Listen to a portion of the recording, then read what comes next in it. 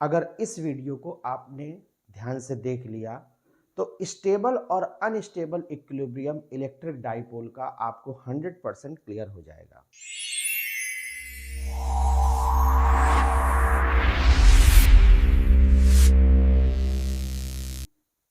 तो चलिए शुरू करते हैं।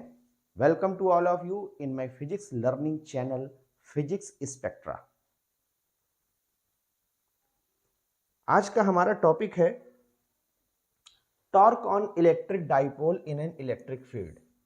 इससे पीछे हम लोग कूलम्स लॉ के बारे में, इलेक्ट्रिक फील्ड के बारे में, डाइपोल के बारे में और electric field due to electric dipole ये सब हम लोग पढ़ चुके हैं। अगर आप लोगों को ये वीडियोस देखने हैं तो उसका लिंक मैं नीचे डिस्क्रिप्शन में दे दूंगा। जब किसी डाइपोल को किसी इलेक्ट्रिक फील्ड में रखा जाता है तो उस पर एक टॉर्क लगता है। टॉर्क क्या होता है कि किसी भी ऑब्जेक्ट पर दो इक्वल और अपोजिट फोर्स लगे हों तो वो फोर्स मिलकर के उस ऑब्जेक्ट को घुमाने की टेंडेंसी रखते हैं। इस टेंडेंसी को कहते हैं टॉर्क।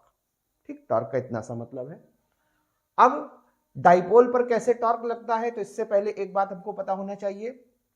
देखिए पीछे हम लोग कूलम्स लॉ के बारे में, इलेक्ट्रिक फील्ड के बारे में, डाइपोल के बारे में सब पढ़ चुके हैं। अगर आपको ये सारे वीडियोस देखने हैं तो इनका जो लिंक है वो मैं नीचे डिस्क्रिप्शन में दे दूंगा। आप वहां से देख सकते हैं और अच्छे से समझ सकते हैं। अगर आप उनको देखने के बाद इस वीडियो को देखेंगे तो आपको और अच्छा समझ में आएगा। ठीक है, तो एक बात हम लोगों ने पीछे पढ़ी थी कि अगर इलेक्ट्रिक फील्ड में कोई प्लस क्यू चार्ज रखा जाए तो उस पर इलेक्ट्रिक फील्ड की सेम डायरेक्शन में फोर्स लगेगा, और अगर माइनस क्यू चार्ज रखा जाए तो उस पर इलेक्ट्रिक फील्ड के ऑपोजिट डायरेक्शन में फोर्स लगेगा। ठीक है, ये बात हम लोग पीछे के वीडियोस में पढ़ चुके हैं। ऐसे भी कह सकते हैं कि plus Q charge electric field की सेम डायरेक्शन में चलता है, minus Q charge electric field के ऑपोजिट डायरेक्शन में चलता है। ठीक है, तो अगर हम इस फोर्स की वैल्यू पता करना चाहें तो ये वैल्यू होती है F is equal to q into E. अगर इलेक्ट्रिक फील्ड में किसी चार्ज पे लगने वाला फोर्स लिखना हो तो कितना लिखा जाता है? F is equal to q into E. ये किस फार्मूले से आया? हम लोगों ने इलेक्ट्रिक फील्ड का पीछे फार्मूला पढ़ा था, E is equal to F upon Q. ठीक है, E is equal to F upon Q. तो इस फार्मूले को क्रॉस मल्टीप्लाई कर दें तो F is equal to Q E बन जाता है। ये इलेक्ट्रिक फील्ड में किसी चार्ज पे लगने वाला फोर्स बना। ठीक है, अब इसको यूज करते हैं और हम लोग डाइपोल पर टॉर्क निकालेंगे। सिंपल, बिल्कुल आराम से समझना है, ज्यादा कुश्ती करने वाला कोई काम नहीं है। देखिए ये इलेक्ट्रिक फील्ड है, यहां पर एक डाइपोल इस तरीके से रखा हुआ है। माइनस क्यू ये है, प्लस क्यू है, तो प्लस क्यू चार्ज पे इधर फोर्स लगेगा और माइनस क्यू चार्ज पे इधर फोर्स लगेगा। कितना फोर्स लगेगा? F is equal to Q E ये भी है, इसको आप माइनस की बजाय प्लस कर लीजिए। F is equal to Q E यही भी है। देखिए फोर्स के फार्मूले में प्लस माइनस साइन नहीं रखेंगे हम लोग। ठीक है, ये मैग्नीट्यूड लिखा है, F is equal to Q E ये भी है, F is equal to Q E ये भी है, मगर डायरेक्शन दोनों की क्या है? अपोजिट है। ठीक है, अकॉर्डिंग टू द रूल। ये distance plus Q minus Q के बीच की हम लोगों ने कितनी मानी है? 12, जो डाइपोल की लेंथ है। तो अगर हम इस एंगल को थीटा माने तो कंपोनेंट्स बनाना भी मैंने पिछले वीडियो में बताया है। 12 का ये कंपोनेंट अगर ये 12 है तो ये डिस्टेंस कितनी हो जाएगी? 12 cos थीटा, और ये डिस्टेंस कितनी हो जाएगी? 12 sin थीटा। 12 एंगल के साथ वाला cos होता है तो ये 12 cos थीटा और एंगल के सामने वाला 12 sin थीटा। अगर आपको ऐसे समझने में कोई दिक्कत है, ठीक है, तो एक और तरीका समझने का है, आप साइन थीटा या कॉस थीटा का फार्मूला लगा दीजिए। जैसे ये डिस्टेंस हमको चाहिए साइन थीटा। साइन थीटा क्या होता है? Perpendicular upon hypotenuse. तो परपेंडिकुलर हमारा ये, मान लो हम इसको थोड़ी देर के लिए x मान लें, तो sine theta is equal to ये x अपॉन हाइपोटेनियस, ये वैल्यू हो जाएगी 12। तो x की वैल्यू कितनी आ जाएगी? 12 साइन थीटा, यानी x की वैल्यू 12 साइन थीटा। इस तरीके से भी आप इसको समझ सकते हैं। ठीक है, तो इस तरीके से हम लोग 12 से 12 साइन थीटा और ये वाली 12 कॉस थीटा बना सकते हैं। ठीक है, अच्छा अब टॉर्क निकाला कैसे जाता है? Simple, torque is equal to force into perpendicular distance between the forces. ये आप लोगों ने 10th में पढ़ा है।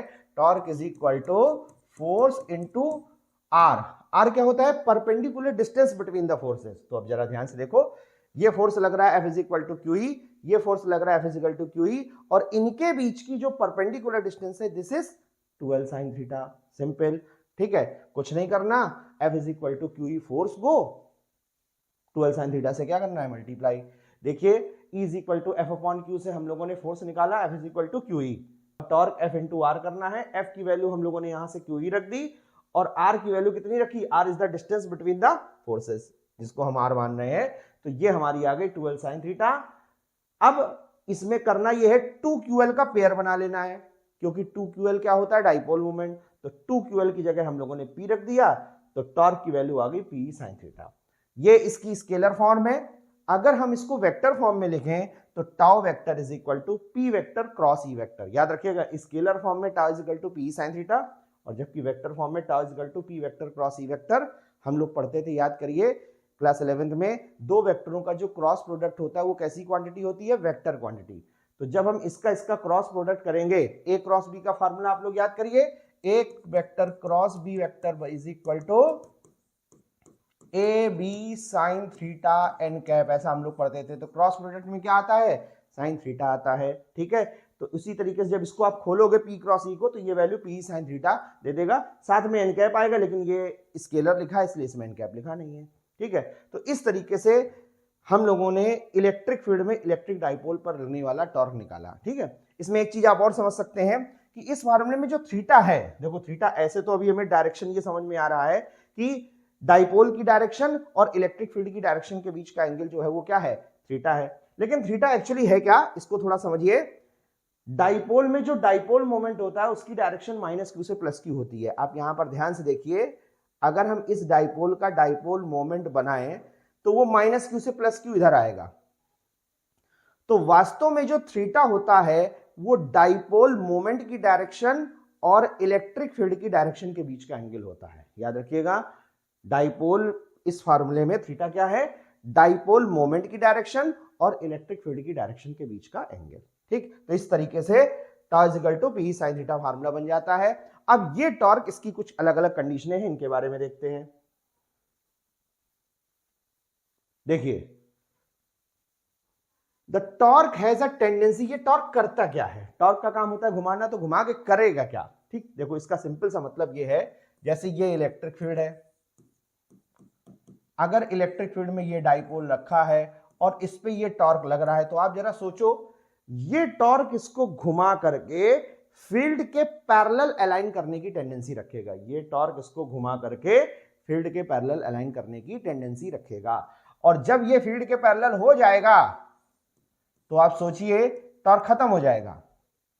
जैसे ही ये घूम करके फील्ड के पैरेलल हो जाएगा तो टॉर्क क्या हो जाएगा, खत्म हो जाएगा। The torque has a tendency to rotate the dipole and align it parallel to the direction of electric field. If dipole is already parallel to the electric field, then torque is equal to 0. मान लीजिए कोई dipole electric field के parallel है, ऐसे समझो ये electric field है और डाइपोल इसके पैरेलल है, इस कंडीशन में टॉर्क 0 है। कैसे, माइनस क्यू से प्लस क्यू की ओर ये हमारा P हो गया, और P और E के बीच का एंगल कितना हो गया, 0 हो गया। और टॉर्क का फार्मूला हम लोगों ने क्या निकाला है, टॉर्क का फार्मूला हम लोगों ने निकाला है tau is equal to PE sine theta, ठीक है। तो अगर इसमें आप थीटा 0 रखोगे तो टॉर्क की वैल्यू क्या आ जाएगी, 0, क्योंकि साइन 0 क्या होता है, 0, ठीक है। तो याद रखिएगा, टॉर्क की टेंडेंसी होती है क्या, कि वो उसको डाइपोल को घुमा करके इलेक्ट्रिक फील्ड के पैरेलल अलाइन करना चाहता है, ठीक है। ये देखिए, अगर ऐसे है तो ये इसको घुमा करके इलेक्ट्रिक फील्ड के पैरेलल अलाइन करके छोड़ देगा, ठीक। Next,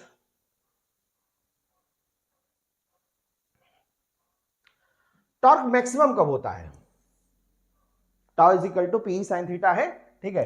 tau is equal to PE sine theta. जरा सोच के बताओ, टॉर्क की वैल्यू मैक्सिमम तब होगी जब साइन थीटा मैक्सिमम हो, और साइन थीटा की मैक्सिमम वैल्यू कब होती है, जब थीटा की वैल्यू कितनी हो, 90 डिग्री। तो टॉर्क मैक्सिमम होता है PE, ठीक। टॉर्क की मैक्सिमम वैल्यू P होगी, कब होगी, जब थीटा बराबर क्या होगा, 90। तो ये मैक्सिमम टॉर्क की कंडीशन है। नेक्स्ट, इसके बाद हम लोग आते हैं, दो जरूरी पॉइंट है, स्टेबल इक्विलिब्रियम और अनस्टेबल इक्विलिब्रियम। ये यहां पर ही नहीं, आपको कई जगह पर सुनने को मिलेगा। स्टेबल इक्विलिब्रियम और अनस्टेबल इक्विलिब्रियम क्या होता है, ठीक। देखिए, जैसे थोड़ा सा ध्यान दें, मान लो ये कोई शेप है, इसमें हमने ये ऑब्जेक्ट रखा। अब ये ऑब्जेक्ट जो रखा है, अगर हम इसको, इक्विलिब्रियम में है, इक्विलिब्रियम का मतलब जहां पर नेट फोर्स 0 हो, ठीक है, net force zero, net torque zero, the situation is called equilibrium. अगर हम इसको यहां से थोड़ा सा हटाएंगे तो ये वापस फिर वहीं आ गया, या इधर हटाएंगे फिर वहीं आ गया। इसका मतलब ये है कि अगर हम किसी इक्विलिब्रियम की सिचुएशन से किसी ऑब्जेक्ट को डिस्प्लेस करें और वो वापस वहीं पर आ जाए, तो ऐसी सिचुएशन में वो कहलाता है स्टेबल इक्विलिब्रियम। ठीक, अब जरा सोचो, एक ये शेप है, इसके ऊपर हमने किसी चीज को बैलेंस करके रखा हुआ है, अब भी नेट फोर्स जीरो है, लेकिन जब तक रखा है तभी तक रखा है। अगर आपने इसको जरा सा डिस्टर्ब किया तो वो अपनी जगह से डिस्प्लेस हो जाए। मतलब इक्विलिब्रियम में जब तक है तब तक है, अगर आपने उसको जरा सा छेड़ दिया, आपने जरा सा छेड़ा, वो ज्यादा छिड़ जाए, मतलब डिस्टर्ब हो जाए, तो इसका मतलब वो क्या कहलाएगा, अनस्टेबल इक्विलिब्रियम। तो बस ऐसा ही कुछ यहां पर भी होता है। ठीक, देखिए कैसे होता है। डाइपोल के केस में स्टेबल इक्विलिब्रियम कब होता है? देखिए, स्टेबल इक्विलिब्रियम की डेफिनेशन है slight disturbance of the system और particle in an equilibrium state causes it to return to the equilibrium. मतलब अगर स्लाइट डिस्टर्बेंस करें और वापस वो उसी सिचुएशन में आ जाए तो ये कहलाता है स्टेबल इक्विलिब्रियम। ठीक है, कोई बैठा है, हम बार बार उसको हटाएं वो वहीं वापस आ जाए, तो इसका मतलब उसका इक्विलिब्रियम कैसा है, स्टेबल है। देखिए, जिस समय P वेक्टर E वेक्टर के पैरेलल होता है उस समय स्टेबल इक्विलिब्रियम होता है। आप ध्यान से देखिए, ये डाइपोल रखा हुआ है, P वेक्टर E वेक्टर के पैरेलल है। ठीक, थोड़ा सोच करके देखो, अगर हम इसको इसके इक्विलिब्रियम से ऐसे या ऐसे डिस्टर्ब करते हैं, मान लो हम इसको इसके इक्विलिब्रियम से थोड़ा डिस्टर्ब करते हैं,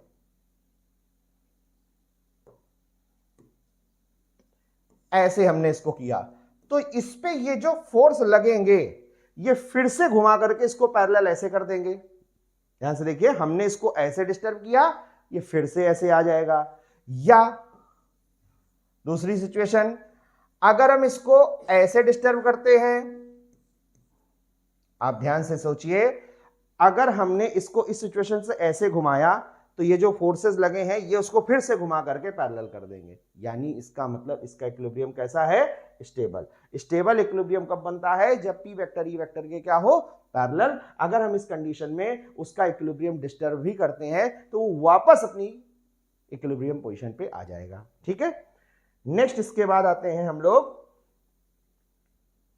अनस्टेबल इक्विलिब्रियम।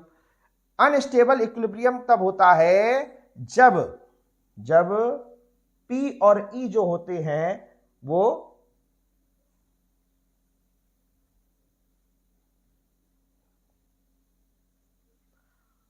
अनस्टेबल इक्विलिब्रियम कब होता है, जब P और E एंटी पैरेलल होते हैं। मतलब अगर P ऐसे है और E ऐसे है, इलेक्ट्रिक डाइपोल मोमेंट की डायरेक्शन इलेक्ट्रिक फील्ड के ऑपोजिट है या एंटी पैरेलल है, उस समय अनस्टेबल इक्विलिब्रियम होता है। अब कैसे होता है अनस्टेबल इक्विलिब्रियम, ध्यान से देखिए, ये इलेक्ट्रिक फील्ड है, माइनस क्यू इधर है, प्लस क्यू इधर है, तो P वेक्टर की डायरेक्शन ये हो गई। ठीक है, तो P E के अपोजिट हो गया। अब इस कंडीशन में थोड़ा सा ध्यान सोचो, माइनस क्यू पे इलेक्ट्रिक फील्ड के अपोजिट फोर्स लग रहा है, प्लस क्यू पे इलेक्ट्रिक फील्ड के सेम फोर्स लग रहा है। तो अब जरा सोचो, दोनों फोर्स ऐसे एक दूसरे को क्या कर रहे हैं, कैंसिल कर रहे हैं। लेकिन जब तक ये रखा है तब तक रखा है। अगर आपने जरा सा इसको घुमाया, थोड़ा सोच के देखो, जरा सा भी आपने इसको घुमाया तो ये वाला फोर्स और ये वाला फोर्स उसको और ज्यादा घुमा देगा। आपने जरा सा इसको ऐसे घुमाया, ठीक है, तो ये वाला फोर्स यहां आ गया और ये वाला फोर्स जब यहां जाएगा तो ये उसको उसके इक्विलिब्रियम से डिस्टर्ब कर देगा। ठीक है, फिर से सोच के देखो, मान लो आपने इसको ऐसे घुमाया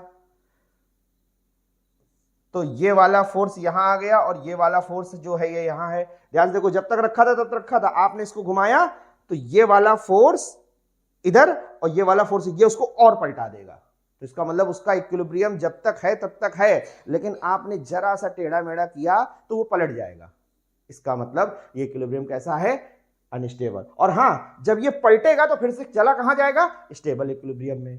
तो देखिए अनस्टेबल इक्विलिब्रियम क्या है, on slight disturbance the particle और system exits the state of equilibrium, the situation is called unstable equilibrium. ठीक, ये मैंने आपको यहां पर समझाया। अनस्टेबल इक्विलिब्रियम तब होता है जब थीटा की वैल्यू कितनी हो, 180। अच्छा, इक्विलिब्रियम चाहे स्टेबल हो चाहे अनस्टेबल, दोनों केस में नेट फोर्स कितना होता है, 0 ही होता है। ठीक, समझ आ गया होगा आपको। नेक्स्ट हम लोग आते हैं डाइपोल जब नॉन यूनिफॉर्म इलेक्ट्रिक फील्ड में होता है।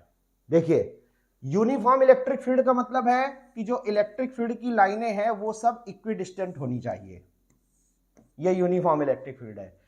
यूनिफॉर्म इलेक्ट्रिक फील्ड में डाइपोल पर नेट फोर्स भी जीरो होता है, और अगर ऐसे रखा है तो उस पर टॉर्क बनता है, नेट टॉर्क बनता है।